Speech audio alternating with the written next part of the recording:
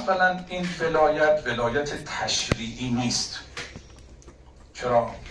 چون ولایت تشریعی خاص امام معصومه و پیامبرانه. اونها مشرعن، اونها شارعن. علما در اصل غیبت مبین شریعتن، شارع نیستن، مشرع نیستن، شریعت جدیدی نمی آورند، بر شریعت اسلامی چیزی اضافه نمی کنند.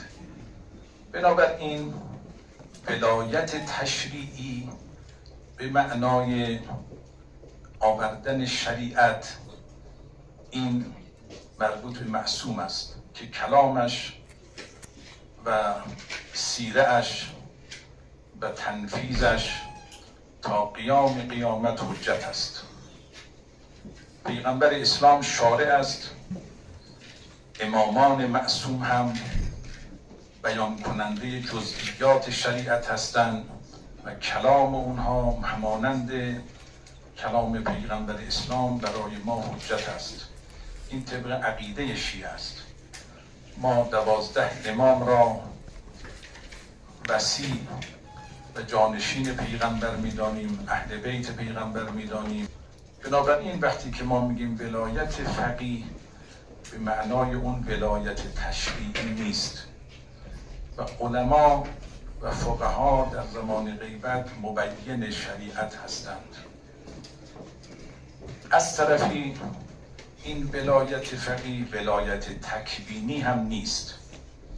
ولایت تکوینی که همون ولایت معنوی است که به موهبت الهی به پیامبران و اهل بیت پیغمبر داده شده است. لذا اثر خودسازی و اخلاص به مقام معنوی برسد، به یک درجه پایینی از تصرفات در عالم تکوین میتواند انجام بده. ولی فعلا در مورد بحث ما که میگیم ولایت فقیه، مراد ولایت تکوینی نیست. پس این چی هست؟ این ولایت در حکومت و زمامداری هست. چون امام معصوم 3 شأن داره. یک، ولایت تشریعی است. 2، ولایت تکوینی است. 3، ولایت در زمامداری جامعه است. این ولایت در زمامداری این بحث اجرا هست، یعنی پیاده کردن دین در جامعه. این شأن امام معصوم است در زمانی که امام معصوم باشه.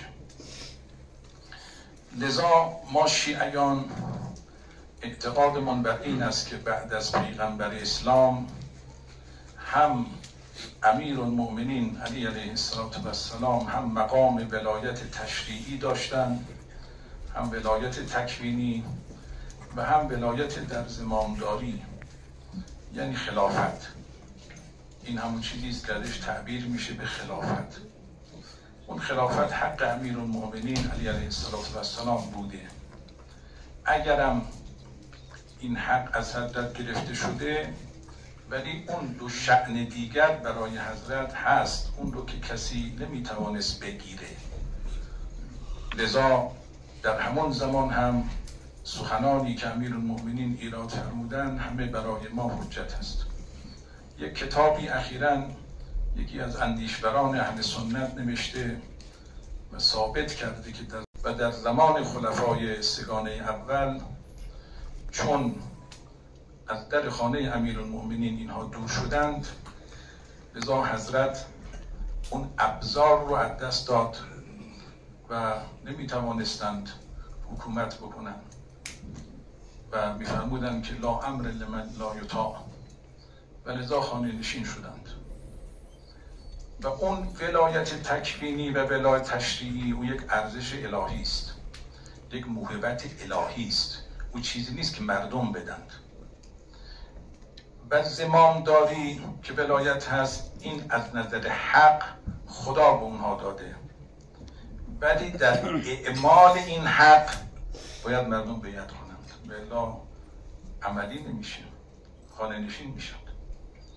زمان امام صادق علیه السلام زمامدار کسی دیگری بود، بقیه ائمه هم همینطور.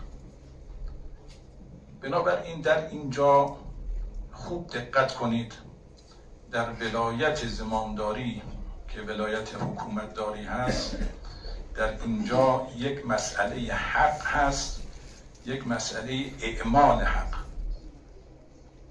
حق رو خدا میده، اما اگر بخواد این حق رو اجرا بکنه و اعمال بکنه، اینجا خب مردم باید بپذیرن. اگه مردم نپذیرن چطور میتواند امام صادق علیه السلام دست بسته میشه؟ چیکار میتونه؟